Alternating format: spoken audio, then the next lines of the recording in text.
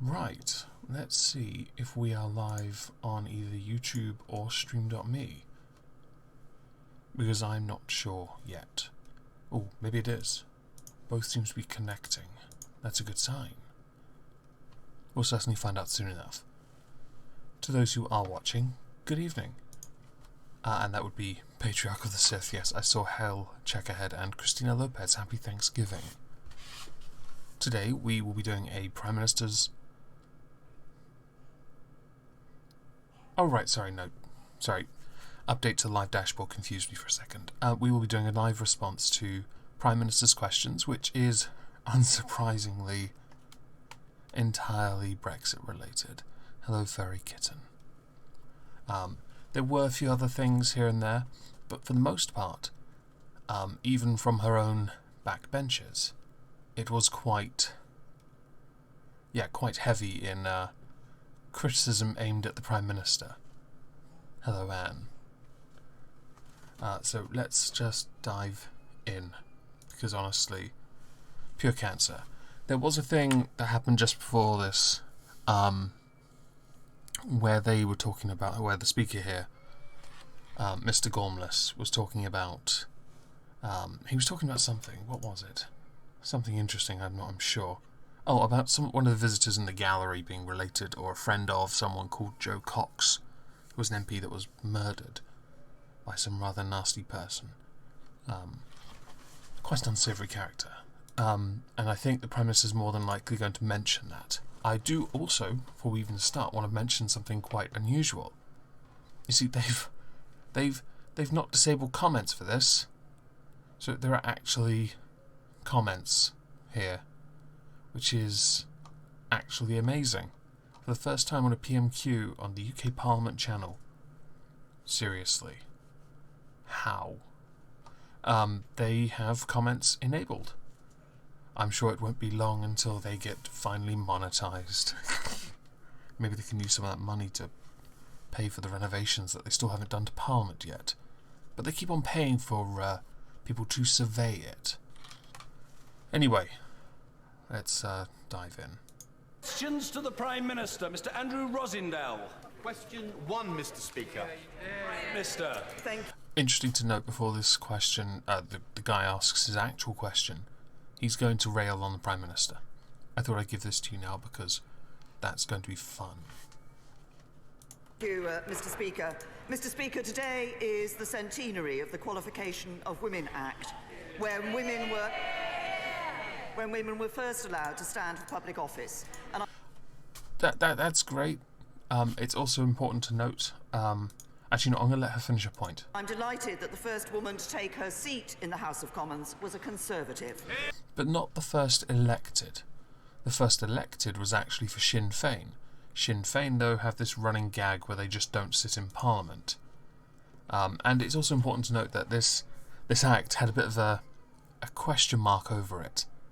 You see, it was all well and good women standing in Parliament, but the voting age, because of the bill on the the Representation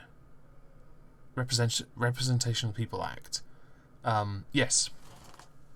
So it was the Representation of People Act, which is the same year as the Qualification of Women Act. But it was introduced before. And it meant that women couldn't vote until they were 30. Now, there are many debates on this, why that even happened. The most common debates were because of what had happened. There was a huge disparity in representation of men and women, since so many of them, the men, died in one of those poxy wars. Not that we should ever forget it, but it was quite interesting. It is quite interesting. Sorry to. I'm going to pull up this quote here. Now, this may be Wikipedia, but this quote is quite accurate. It is a typical one brought up why women couldn't vote under the age of 21 at the time. Hello, people in chat. The age of 30, which was prescribed for enfranchisement of women, was made not because women of a young age were considered less competent to exercise the vote, but rather because the inclusion of women between the ages of 21 and 30 might lead to women voters being in a majority on the register. Oh dear. and it was considered too drastic a departure in the realms of constitutional experiment. Therefore, the embargo on any woman below the age of 30 was placed in that measure. In the case of eligibility to Parliament, this age condition is not necessary. The whole question of age, suitability and competence can safely be left and should be left in the hands of the electorate to decide. As it says here, I think, yes, Sinn Féin candidate Constance something. But the abs... Yeah, I'm not going to go into that because that's just nonsense. From their own past. No one should be able to vote until they're 35. Oh dear. I'm sure many people have a very strong opinion on that. My general view is the voting age is okay. But I do think we need to teach some basic understanding of politics. We don't. I don't think anyone knows what any of our Constitution says. Any of the fragments of it, anyway. So the brag about the first MP to sit in Parliament is only valid because Sinn Féin refused to go to Westminster. It's also important to note that it's well good bragging about having the first minister sit in Parliament, but the first MP to actually have a cabinet position was Margaret Bondfield, who was a Labour MP. Something which Corbyn could, which he didn't actually have mentioned. I mean, he's old enough after all, isn't he? And there is I do have a picture of the bill when it was signed. Here you go. This is the original bill. The part that actually matters is only 27 words long. It is the shortest piece of legislation in anything we have. It is the shortest one. So that's fantastic. Certainly something to brag about. It's just a shame that with the majority of things we have since brought into legislation, they do prattle on a bit. I mean, 585 pages, cough, cough, cough, cough. Let's continue.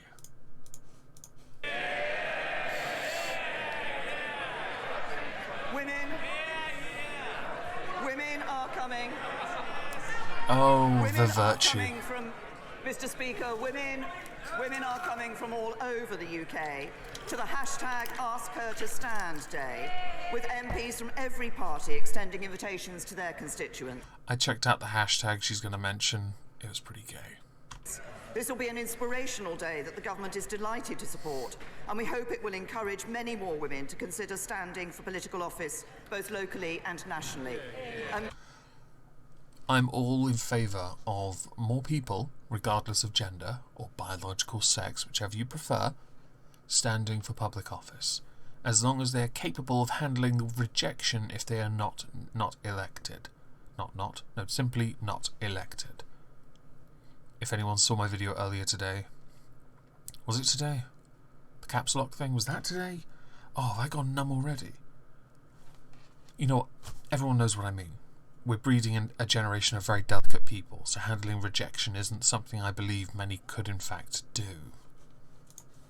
Mr. Speaker, it is appropriate that we are reminded of the significant contribution made to this House by female MPs, including the fine example set by the late Jo Cox. I'm not going to crap on Jo Cox, but she's been put onto this pedestal, and I think it's very dangerous to set this standard for an MP, because it makes it very hard to criticise her in what she did. But also because then you can use it as a point to pontificate. I think that's a bit dangerous. Have I made a fair point? Okay. Mr. Speaker, this morning I had meetings with ministerial colleagues and others. In addition to my duties in this House, I shall have further such meetings later today. Andrew Rosin. Oh, and it was yesterday's video I was mentioning the caps lock thing. The prison thing was today. Now, The Prime Minister will know that what drives me in politics has always been a love of country. I heard racism. Press 1 if you agree. And a passionate belief in our United Kingdom. Sounds even more racist, I'm just saying. And so I have to tell the Prime Minister that I agree with the people of Romford. His constituents. who are deeply unhappy by the proposed EU deal. It's interesting to note this particular MP is one of the Tory lawmakers. So if you ever want to get someone on side, you want it to be a lawmaker. I'm loving this debate in the chat about the age of voting. It is quite an interesting topic.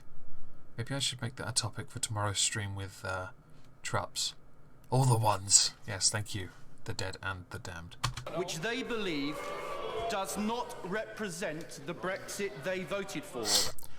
That's an interesting point. People did vote by constituency was how the result was announced. But is anyone ever going to get the withdrawal from the EU that anyone voted for or did not vote for? I know that Leave won, but you've got to admit, somehow those 16 point whatever million people that voted remain. Their votes have to be somewhat thought about.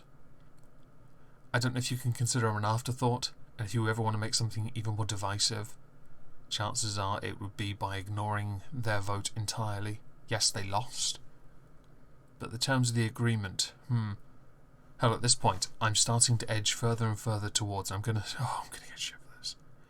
I'm edging more and more towards perhaps giving us a final say on the deal. Because at this point, the deal being put forward, so far as Theresa May has in fact gone to the EU this evening, I'll be gone to Brussels, to have some final meetings with Juncker to try and get it through, which has led to some interesting fallout with Germany threatening to not turn up on Sunday for the final sort of crunch meeting unless a deal is already agreed, forgetting that that's not how this works. But Germany are Germany. I think some people even in this, where is it? May has done a great, here we are, yes. May is a great Prime Minister. She has managed to unite Remainers and Brexiteers all together in hating this awful deal she has done. This is the comment that I noticed, made me chuckle anyway. One of the first ones on this thing.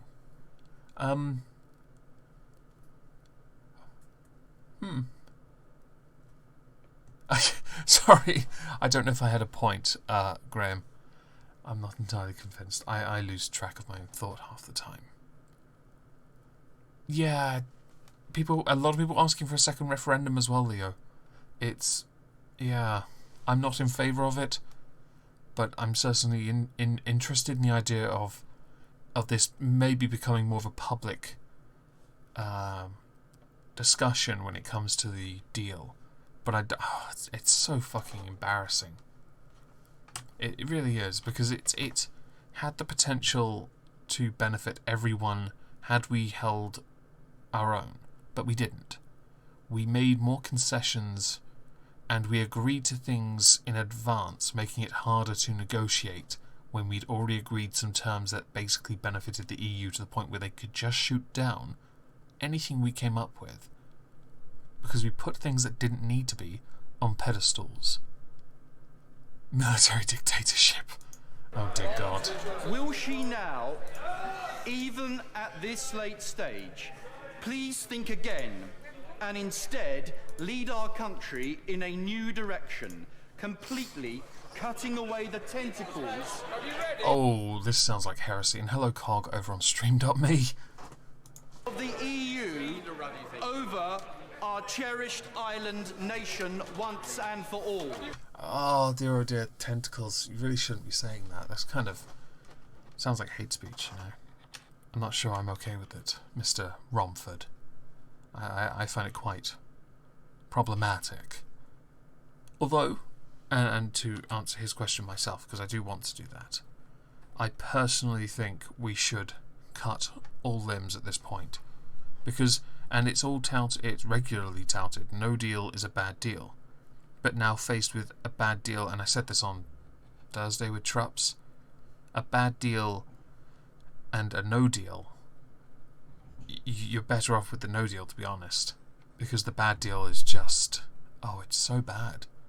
It's worse than a no deal. It really is. I think many would be hard pressed to agree that it's a good deal. And there are MPs, and I got a picture of it earlier.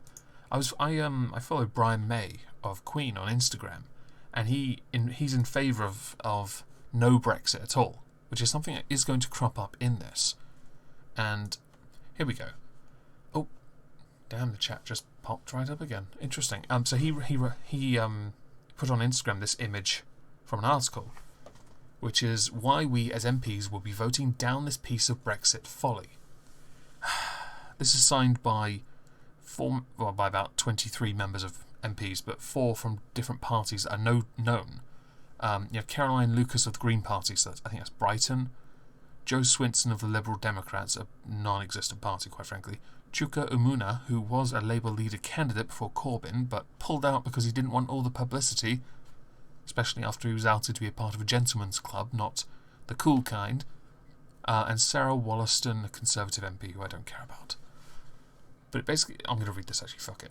We are from different parties, each with their own histories and values. On many issues we don't see eye to eye. On Brexit, however, we are united in our belief that we must put the interests of the people we represent above party. I absolutely agree, which is why those MPs that voted Remain, but their constituencies voted Leave, must act in their interests by respecting what they voted for. Which is why when Theresa May tries to get this through Parliament, the only way she can get it through Parliament is by appeasing MPs and betraying the people. But, as discussed last Thursday with Trups, she will not get this through Parliament. The whips will not be able to get the party in line on this. And I know there was a coup attempt by there were allegedly enough signatures to get her ousted, but that's been proven to be false, which is a shame. I would have loved to add drama to this absolute mess, let's call it quagmire, I like that. It's become an absolute mess, and adding a vote of no confidence and a new leadership election, and then possibly a general election in the middle of a, Leave thing, would have been hilarious. I'm not in favour of anarchy, but this would have been anarchy at that point. The Brexit withdrawal agreement bears no resemblance to the false prospectus on which Brexit was sold, which was taking back control, leaving a whole bunch of bodies, and basically determining our own future, which is denied to us by the 585-page agreement. The Prime Minister warns that the only choice is between her deal and no deal, but there is another way. Well, actually, the problem is with no deal is that she's never ruled it out. She's never outright said this is a legitimate card, and that's actually a good thing. She's never actually said no deal is an option, and the reason why is because then the EU know that we will not. They have the impression that we won't simply take what they give us and say thank you, my lord. I'm going to skip a little. It is only right and democratic that the British people are given the chance to choose between quitting the EU or staying in with the deal we already have. It's a very... Yeah, as soon as she loses the vote on the deal. A number of constituents have written to MPs to stop them writing the letters of no confidence. If this deal doesn't get through Parliament, yeah, she's done. Which won't be long. It'll be by mid-December. She's fucked.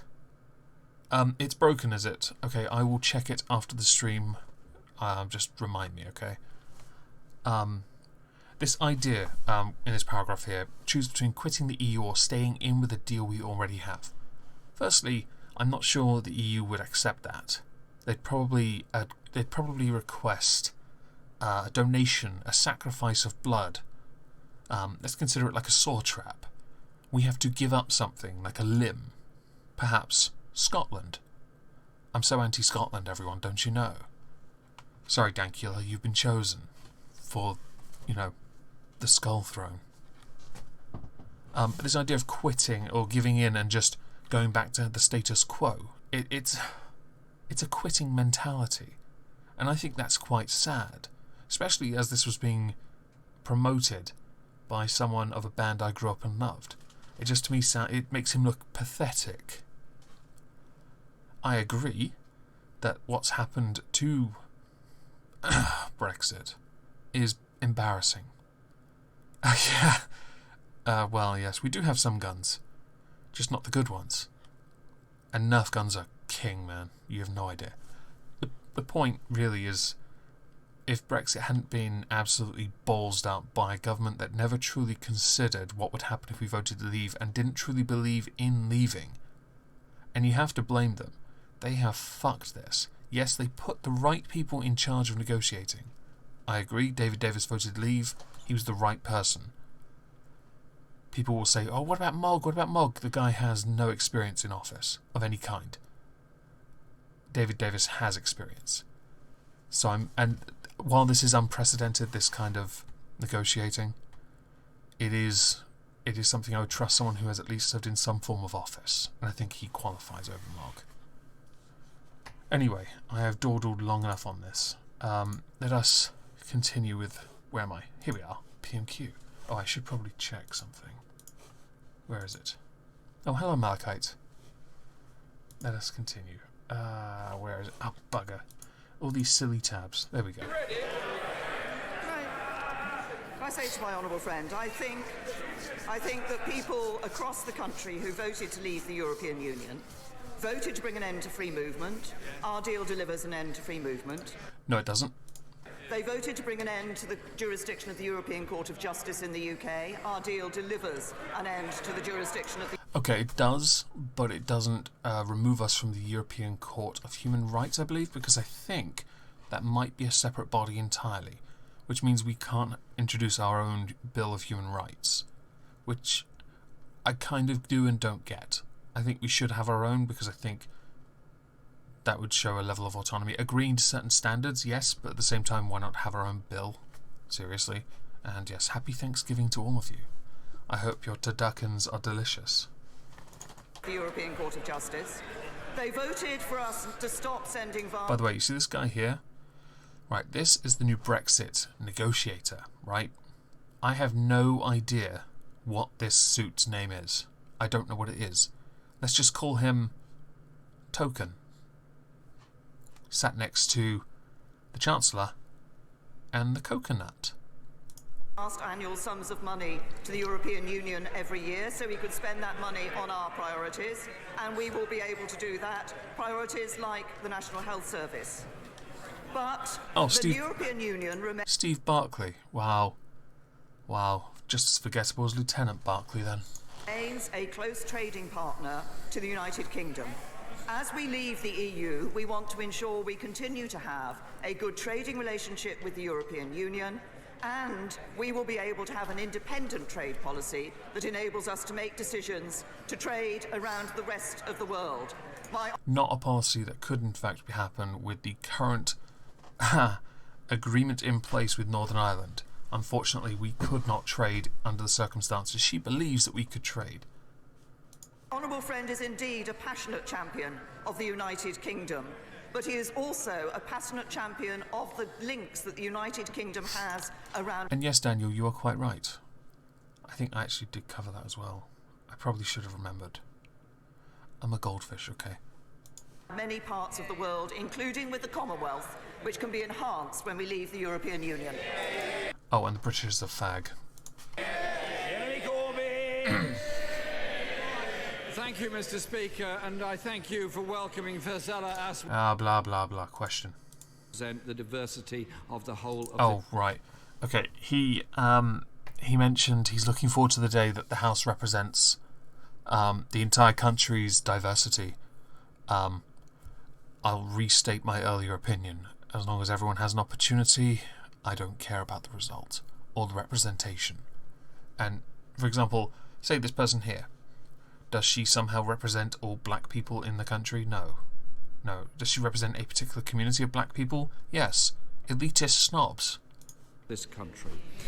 Now that a number of government ministers have confirmed this morning that leaving the EU with no deal is not an option, does the Prime Minister agree there are no circumstances under which Britain would leave with no deal?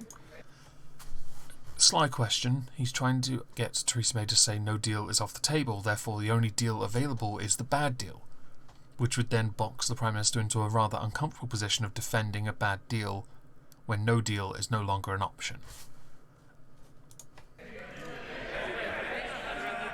No, I have to say to the right honourable gentleman, I have consistently made clear on this point, but the point that has been made by a number of my colleagues in relation to the vote that will come before this House on a meaningful That will be absolutely, resoundingly voted down. vote on a deal from the European... Look at the... before she continues, this gormless fool here with the wonky eye here. This person lost her seat because she... her cabinet position because she lied. She lied to Parliament. And somehow, because of resignations, she's somehow been given a job back in the cabinet. How lacking in any moral standards do you have to put a known liar in your cabinet? I'm going to go back slightly because I don't want to... I don't want to fuck up her answer entirely. Britain would leave with no deal? By the way, there's something really creepy about the look on his face. Just saying.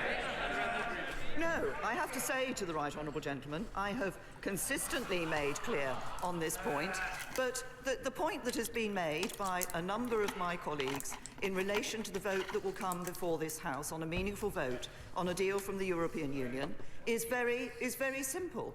If you look at the alternative to having that deal with the European Union, it will either be more uncertainty, more division, or it could risk no Brexit at all. Right, that quote has sent people into absolute it's sent people insane. It's sent people insane, driven people nuts. No Brexit at all. Just think what that means. That means basically stopping what we're doing and just going back to the EU. She's implied this outright. She has answered his question. I will admit that she has answered it, kind of. But she's now put the very distinct problem out there that there is a small chance that leaving the EU will not happen at all.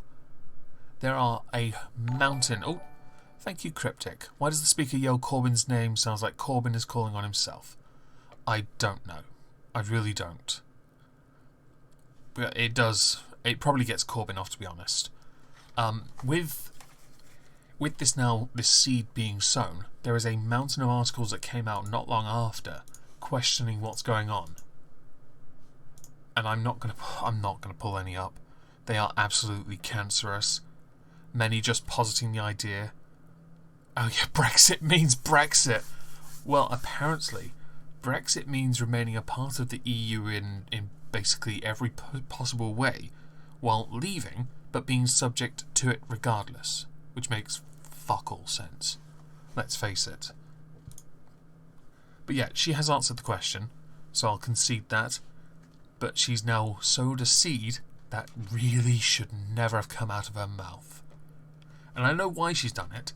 She's done it because people across the entire chamber have been talking about the idea of a second referendum, a no-deal Brexit, how that will affect us, having the military introduced, parties saying you can stop Brexit, or many MPs now saying they don't want Brexit at all. But just because they don't want... because they're Remainers, or Ramonas to be honest. They are Ramonas by definition. And it is quite sad that we've gotten to this position where people are trying to shift the goalposts just enough to make it seem like they're making some profound point or statement. May's bluff is going to be called, and that is an absolute travesty. She's fucked because of what she said. Jeremy Corbyn! Mr. Speaker, the Prime Minister didn't answer the question, is this the final deal or not? He didn't ask that question. And a number of people on Twitter said that she didn't answer the question. But that wasn't the question. He didn't ask that. He asked about whether no deal was off the table. Which is a bit embarrassing, really, isn't it? You've got to pay attention, 00 Corbyn. The Work and Pensions Secretary says this is the deal, it's been baked. Theresa has said she's not going to resign. She wants to see this through, and annoyingly because of that coup attempt, her popularity's gone up a little. So give it a couple days, wait for her to say a few more rather retarded comments like no Brexit happening at all, and I'm sure it'll go down just enough, and then once it's voted, the meaningful vote in Parliament is voted against, which, by the way, I can't remember. With the final deal going to Parliament, I can't remember if their meaningful vote means anything or not. Because I remember there being a big argument on it. I will quickly... Oh, no, you know what? No. I'm sure somebody in the chat will know this already. But there was a vote held to decide whether Parliament would get a meaningful vote on the final deal. And I can't remember if it got... Like, they got a vote, and they called it a meaningful vote. But is it a vote that the government has to respect? Yeah, you're right, Patriarch. You're right. Well, it's half-baked, but other members of the Cabinet want amendments to the withdrawal... Do you see her Amber mouthing it's baked? Something's baked. I think it's the people that negotiated it. Okay. Maybe it's another, maybe they weren't even on the good stuff, okay. Agreement. The Leader of the House said last week, there is, and I quote, still the potential to improve on some of the measures. That's what I'm hoping to help with. Can the Prime Minister clarify whether last week's withdrawal agreement is the final text, or is there another text that's on its way to us? This is actually a really important question, because we now have a draft deal of what has been brought forward, and we have seen, most people have seen, all 585 pages of this. They've read it, dissected it, and basically treated it the same way they treated the Chequers plan, with the majority of people saying, "You fucking what, mate?" Basically. And I think if this is the final deal, it would be pretty embarrassing. But I do know, and as I stated earlier, Theresa May was going to Brussels to meet with Juncker and discuss trying to get a few last-minute concessions to try and get this through. Whether those concessions would be ones that would truly benefit us or not is a different thing entirely. Maybe we'll get another coalition of smaller parties who will get pissed off with the main two. One can only hope for just absolute anarchy at this point. I'm not an anarchist, but this childish thing in the Commons right now, it's just embarrassing.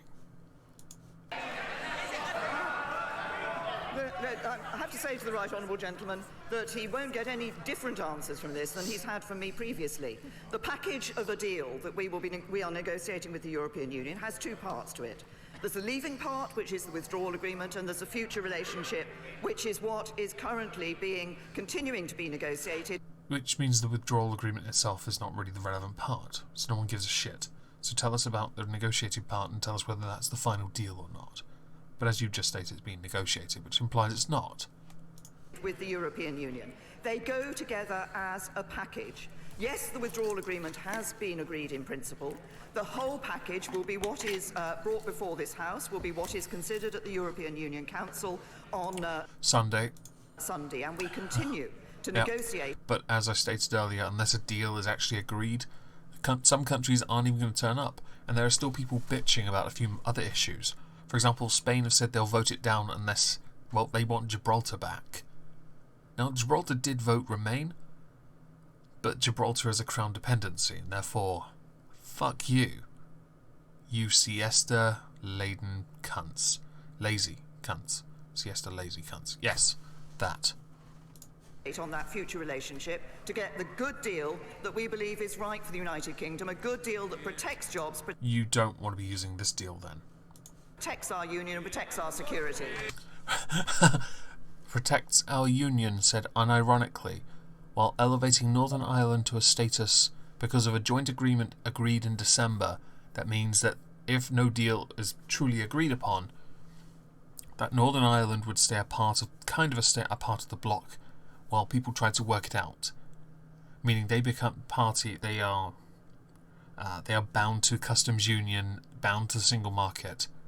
And let's not forget here, Scotland, of all countries, thinks this is some kind of perk being given to Northern Ireland. Last week in PMQ, that is exactly what Ian Blackford tried to sort of make out.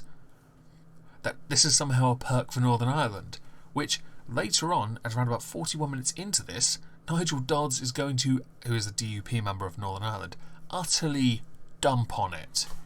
Because there is a massive problem currently in place that we will get. Actually, fuck it, we're going to get to it now. 6 minutes. Let's find Nigel Dodds' question. Where is it? There. Right. To stand for I will go back to the 6 minutes in, but I want to cover Nigel Dodds now. Parliament, get elected and make a difference. Mr. Nigel Dodds. Thank you, Mr. Speaker. In the December joint report agreed between the European Union and the United Kingdom, it was agreed that Northern Ireland would have the final say on whether or not it diverged from the UK's single market and was subjected to single market European rules with no say. Why has the Prime Minister deleted all reference to that in the withdrawal agreement? Did she push the delete button? This is a damning statement. Now, the problem with this is it comes down to a devolved government, and the problem was when it was agreed in the joint agreement, that administration doesn't exist anymore. So though that particular piece of legislation does and does not exist, it does in the sense that it was agreed upon in the joint agreement, but because there is no, is it called Stromholt or something? It had some ridiculous name. But the name of whatever it was isn't there, and they've tried to bring it back, but it hasn't. So they need to ratify that and alter it, of course, to account for this difference. Hopefully they do, but it is quite embarrassing that was left out, because it did mean that a vital power that Northern Ireland's devolved administration had was removed, which means that they themselves are now unable to vote against the thing they don't want, even though Northern Ireland kind of just voted to remain, which, is important to remember.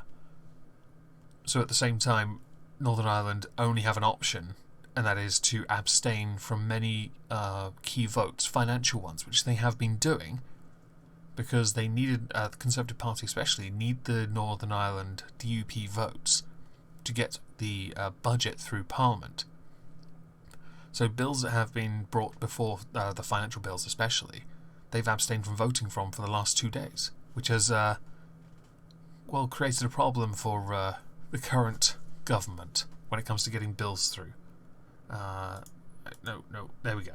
Is apparently heading off to Brussels today, but the new Brexit secretary is another non-travelling Brexit secretary who's apparently not going with her. I wonder if the post is now. I wonder if the post is now an entirely ceremonial one. It is, because she micromanages everything. We know this. It was confirmed when Dominic Raab took over. Well, he does. I don't know, something about him. He just looks like the most basic bitch in a suit.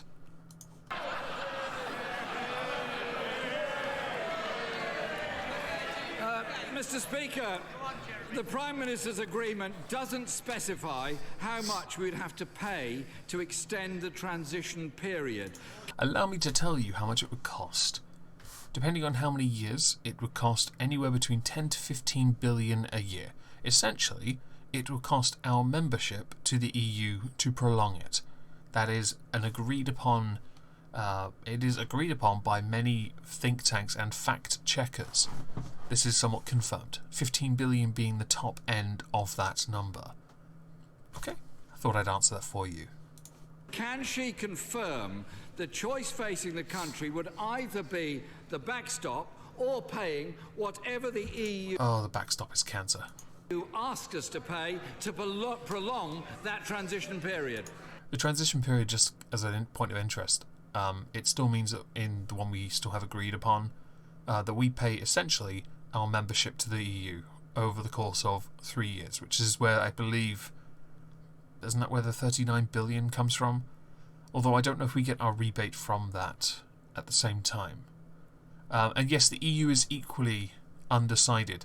So it's all well and good at us having, on Corbyn's left, the white guy is Tom Watkins, or Watson. He is the deputy Labour leader. Thank you, Vomit Sausage. I'll check it out in a moment. That's Token.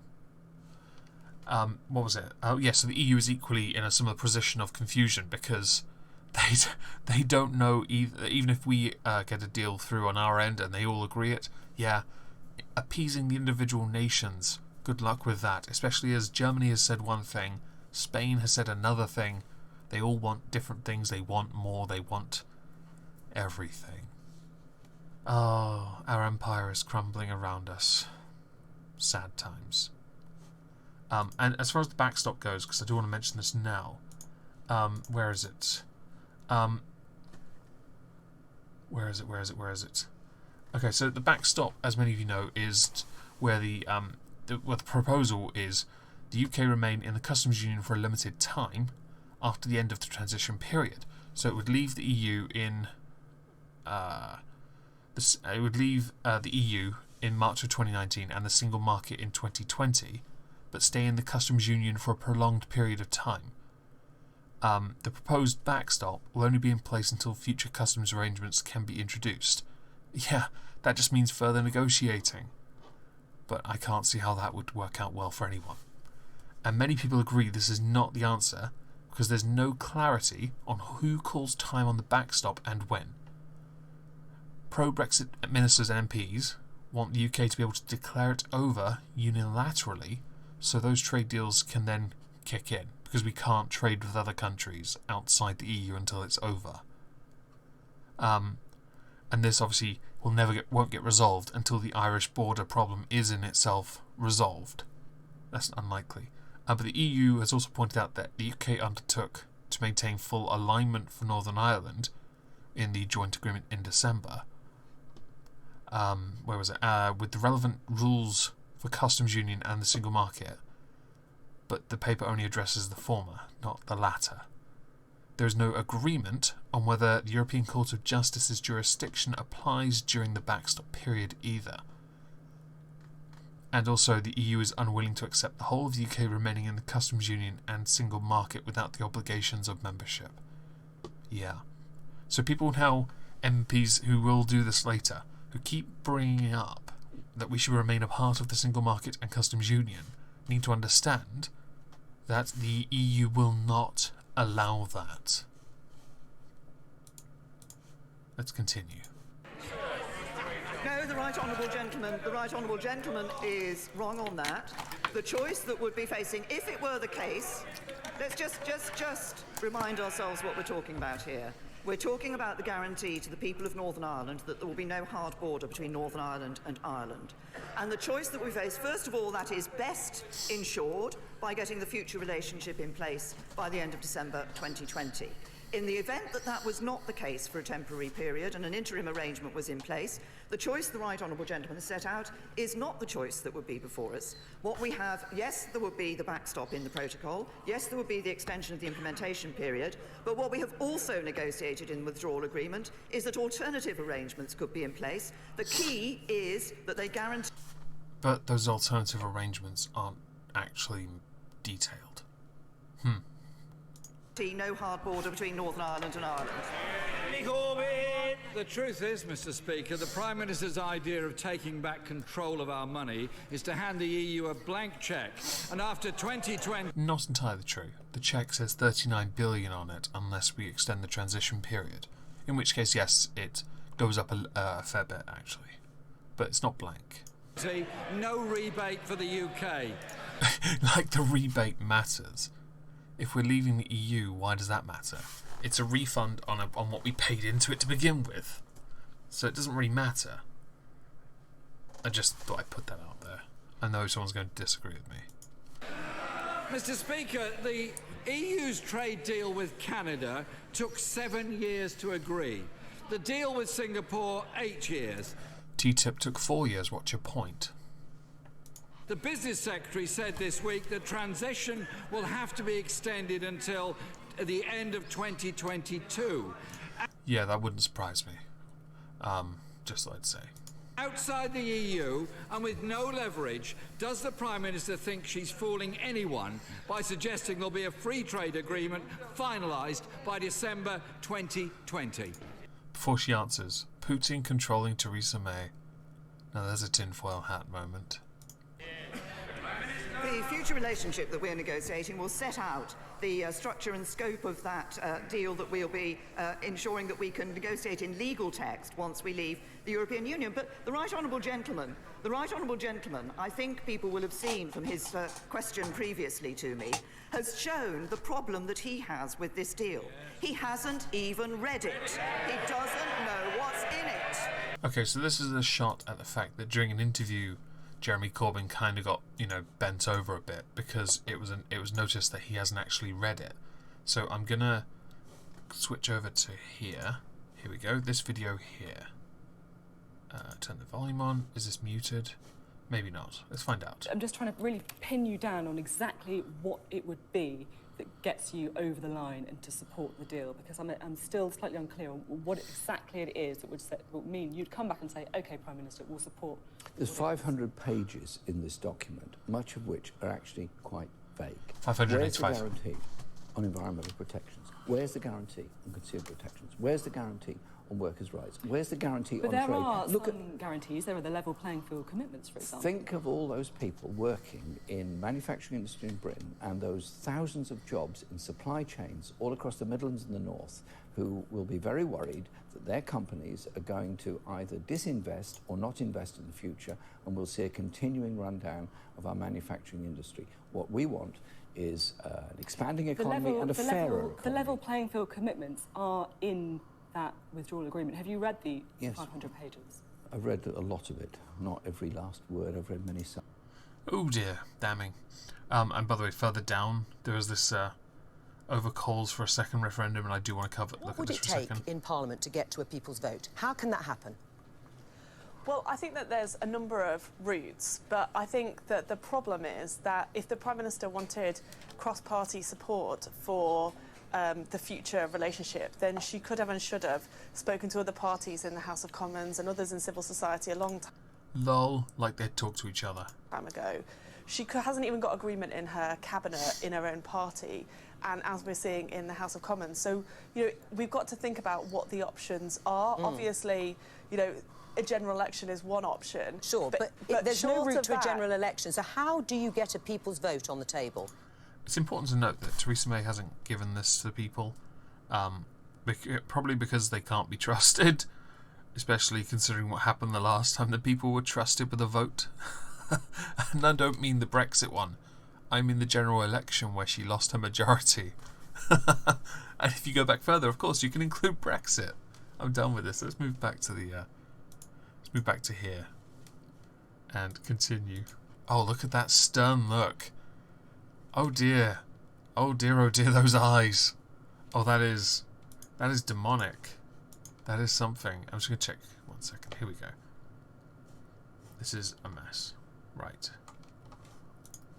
Sorry, changing between tabs. I apologise for that. There we go. He says there's a problem with the deal and he would do it differently. That could well be her cum face, yes. He wants to renegotiate the withdrawal agreement, but as I say, he hasn't read it. He wants to oppose any deal, no matter how good it is for the UK. Well, that's because he's a quote Remainer, and therefore he's hip and down-wit people. It's not because, and this has become quite a childish thing in Parliament, people just vote against each other cause.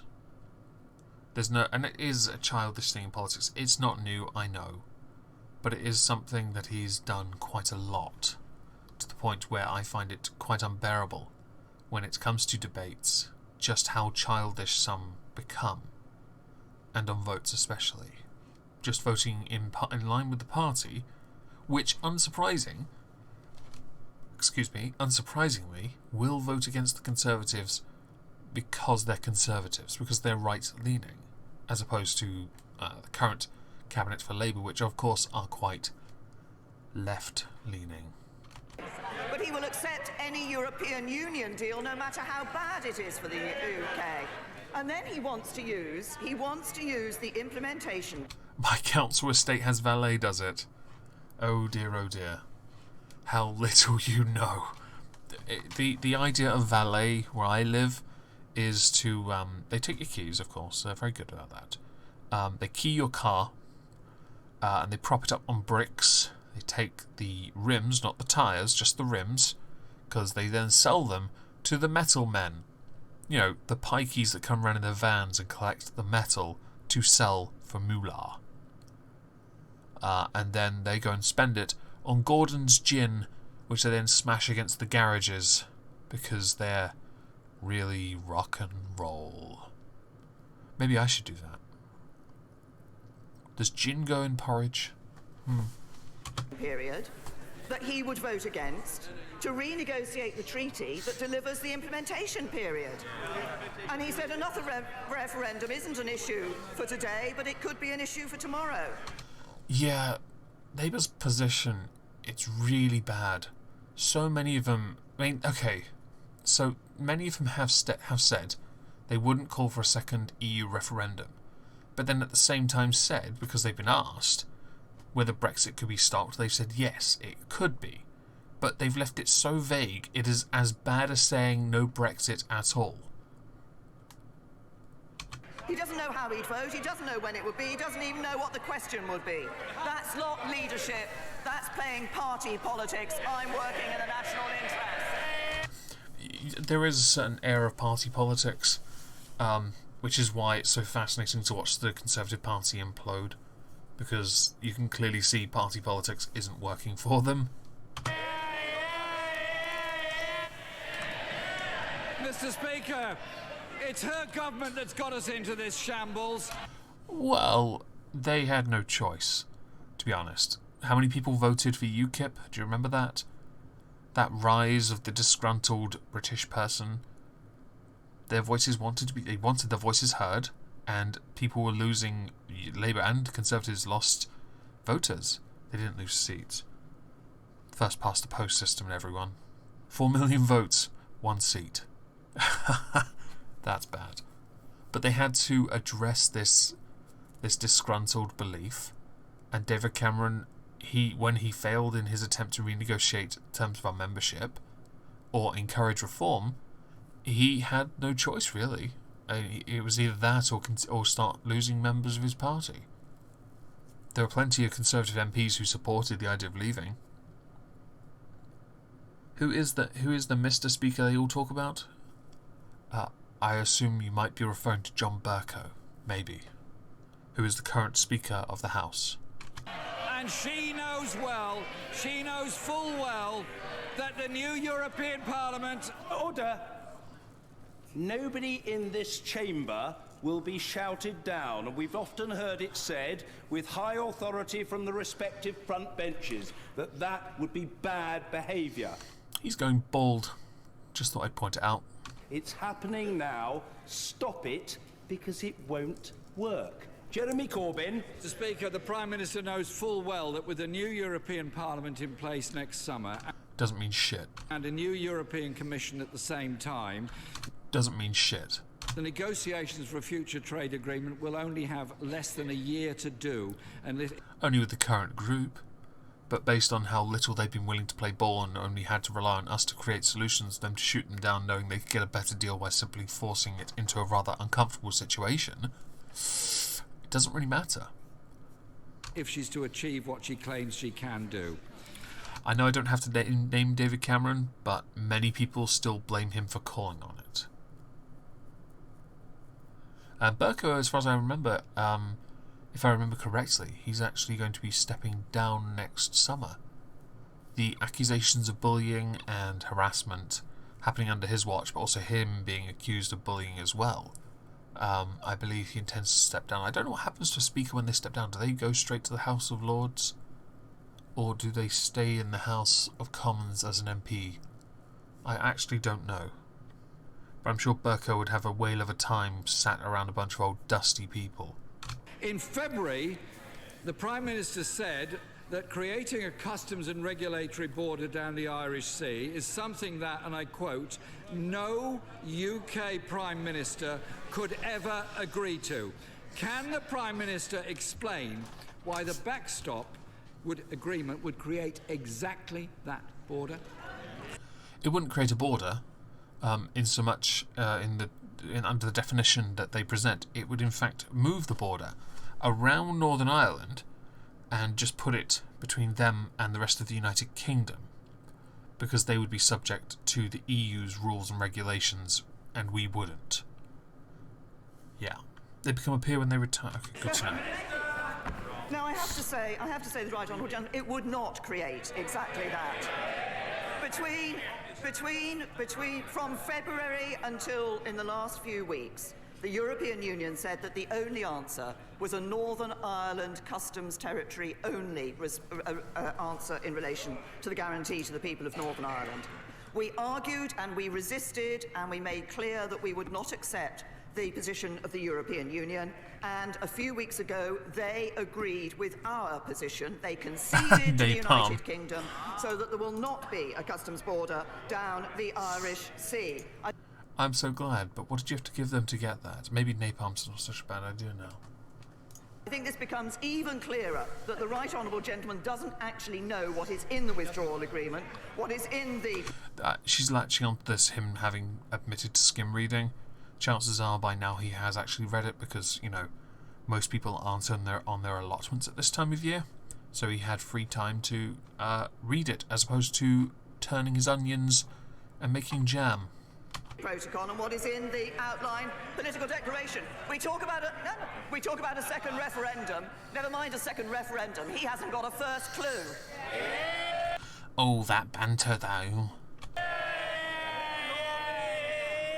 Well, with the shambles this government's got into, it's a good idea if other people are not ruling out all options. Oh dear, oh dear. Oh, that's so bad. That's as stupid as saying... Well, that's as stupid as saying, Brexit won't happen. Yeah, it's as stupid as that. Because now he's opened up that... the box, the Pandora box on... Wait, so his party's inconsistent position is a party policy now? Wait, does his party support a second referendum? Wait, does his party support no referendum? Does his party support people's vote on the referendum? Should we just stop Brexit now? Maybe we should napalm the government and the shadow cabinet. Mr. Speaker, there is an entire protocol in the withdrawal agreement setting up... If he can't make a dad joke, I know someone that could tell him how to make a quality dad joke. And if Jeremy Corbyn was ever in my server and made that kind of joke, he'd be kicked from the voice chat instantly. Aren't I right? If you're still there, Disconar, just say yes, I'm right. Out regulations that apply only to Northern Ireland. She clearly didn't discuss these draft agreement with the DUP because their Brexit spokesperson said, and I quote, "We are clear, we will not be voting for this humiliation." Mr. Speaker, this deal is a failure. It fails the Prime Minister's red lines, fails Labour's 6 tests. Okay, this is going to get laughed at, so I'm going to quickly tell you what that is. The Labour's 6 tests are, and these are questions. 1. Does it ensure a strong and collaborative future relationship with the EU? So does it deliver the exact same benefits as being a member of the single market and customs union? 2. Does it ensure the fair management of migration in the interests of the economy and communities? This is not a point I support, because it should be in the interest of the nation, so we would want to reduce migration. And based on Labour's current perception on economy, it's probably best not to flood the country with hundreds of thousands of people, because you're not going to get money from people who are coming here to basically live off benefits. 3. Does it protect national security and our capacity to tackle cross-border crime? Yeah. Where's the 4th? Balls. Oh, right. The 4th one was, does it deliver the exact same benefits as single market and customs union? The 5th was, does it defend rights and protect... does it defend rights and protections and prevent a race to the bottom? And the 6th being, does it deliver for all regions and nations of the UK? Yeah. No. There are 3 of them I'm not entirely in favour of. And this... I love it because they're a shadow cabinet. It's understandable that while they've put this idea out there, and I'm totally on board with shadow cabinets putting ideas out there, because if they come up with something good, the Conservatives should use it, but credit them for it. People hopefully will understand that it wasn't the late Conservatives that, innovated it. But unfortunately, this isn't a great one. So when they start laughing, which they're going to do now, understand why. And look at that. That is a very self-righteous look of smug.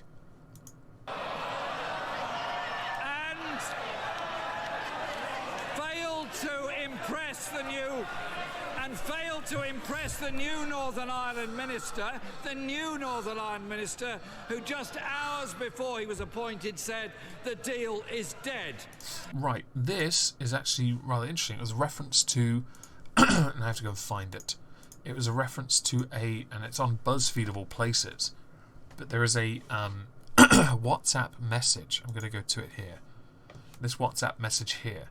This is what it's in reference to. It was leaked. So, since I can't be there at 10, my tuppence worth is what we should still encourage colleagues not to put in letters. A, the country will expect us to focus on the negotiations rather than ourselves. B, she will probably win a Tory party parley party conference vote because of... A, I would have to support on that basis, for example. C, colleagues who want her gone will then have to wait 12 months rather than next April. D, with Dominic going, the deal is dead, so we have our best short-term opportunity to push her towards something better, providing we focus in it rather than on leadership. This is the key part. It's not that he said the deal is dead. It's not him at all. He didn't say that. He said with Dominic going, the deal is dead. Dominic being Dominic Raab, the former Brexit minister. So he never said it at all. But this is, of course, not what Jeremy Corbyn has just done. It is intellectual dishonesty. I love it. All this, by the way, is linked below. Also, and I forgot to do this earlier. I really should do this earlier. I'm dual streaming this on stream.me. So if anyone didn't like YouTube, it is over there. And I will be doing these over there as well as here in the future. Because, yeah, reasons. What am I doing? Oh, yes. Let's go back to this. Instead of giving confidence to the millions of people who voted both Leave and Remain, this half-baked deal fails to give any hope that can bring the country together again. Isn't it the case that Parliament will rightly reject this deal, this bad deal? And if the government can't negotiate an alternative... Oh, wait for it, everyone. And I'll do a little drum roll. Then they should make way for those who can and will. Can you imagine Jeremy Corbyn turning up in his anorak on the first day of the job to negotiate the deal? He takes his anorak off, goes to sit down, decides he'd stand up. He undoes the belt on his trousers, pulls his trousers down, turns around, bends over and tells Junker to go balls deep. Don't even bother spitting.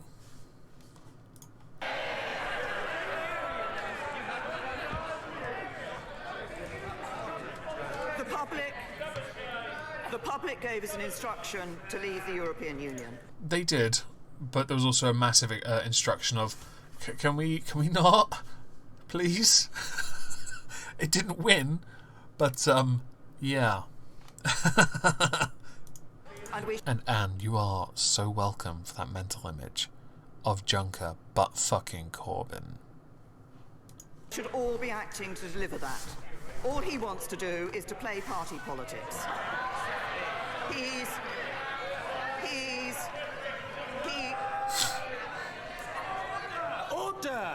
Order! Mr. Kinnock, you are a cerebral denizen of the House. Gesticulation and shouting are way beneath your pay grade, man. Calm yourself and develop some... Thank you, Atomic Burn at number 2. Some sense of repose. I said the Leader of the Opposition shouldn't be shouted at. The Wah, ha, ha. Prime Minister should not be shouted at. Let's hear the reply. The Prime Minister. The right honourable gentleman is playing party politics. He's opposing a deal he hasn't read. He's promising a deal he can't negotiate. He's telling Leave voters one thing and Remain voters another. If our parliament turned into a Ukrainian one, I'd fully expect someone to throw a punch by now. And I've seen the fights. Excuse me. I have seen the fights in your parliaments. They are quite amusing. Whatever the right honourable gentleman might do, I will act in the national interest. Right, let's skip ahead to Ian Blackford, because I like covering Ian Blackford. He's amusing. He's a funny little worm. Right. Now, hopefully, we get to see him play with his paper, but also, and I'm not joking, he has a little temper tantrum. A little one. He has just a teeny weeny hissy fit. It's just enough for any good person to crack one off. Third. Thank you, Mr. Speaker. Can I also welcome the anniversary of the Act that gave women the right to be represented in Parliament? Of course, it was a nationalist that was first elected to this Parliament, but we can A Northern Irish nationalist, yes. only celebrate success when women are... By the way, interesting to note, nationalist supporting unionism, but not the union thing he's related to, but instead a different union entirely, but still a nationalist. I didn't forget about you, Neela. I'm very sorry. You Polish people are such useful, industrious fellows, and I spent a lot of time working with a lot of Polish people who said every other word, kurwa, to which I was told to simply say to them, Chepchida kurwa masz. properly represented in this Parliament. Mr. Speaker, yesterday the Prime Minister met with the First Minister of Scotland. The First Minister made it clear there are other alternatives to her government's Brexit plan. The plan would be to remain a part of the customs union and single market, all of which has been voted down by even the EU themselves, who say we cannot cherry-pick this and not be a member of the EU. Was the Prime Minister listening? Such an important question. I have to say to the right honourable gentleman... Thank you very much, Neela. I would appreciate that, because it's not like I'm 7 years out of practice and haven't totally forgotten, which I have. Shema. Of course I heard what the First Minister said. The First Minister's alternative is for the United Kingdom to stay in the single market and stay in the customs union. And that's what we will not do. Ready for it, everyone? Just watch. Ian Blackford! Mr. Speaker, this is exasperating. At least staying in the single market and the customs union. Give it a second. Some support in this place. Mr. Speaker. Oh. He threw his paper down. He just threw the paper he fondles down. Why would he do that? When we look at the report from the UN rapporteur this week, up to a quarter of the... Order! Wait, he didn't even pick his paper up, he's just sat on it? Wow, is that how you treat a lover? The leader of the Scottish National Party will be heard. I don't think members will want to hear the question again and again and again. But let's be absolutely clear that if they shout their heads off, they'll have to hear it not once, not twice, but possibly 3 times. He's made a few interruptions this time. And all I'm doing now is just admiring his thinning hair. Mr. Ian Blackford. Thank you, Mr. Speaker. In the week where we hear from the UN rapporteur that up to a quarter of the people of the United Kingdom are living in poverty, something the... Yeah, the UN actually said also people living on benefits in this country, and that he made comparisons to the standards.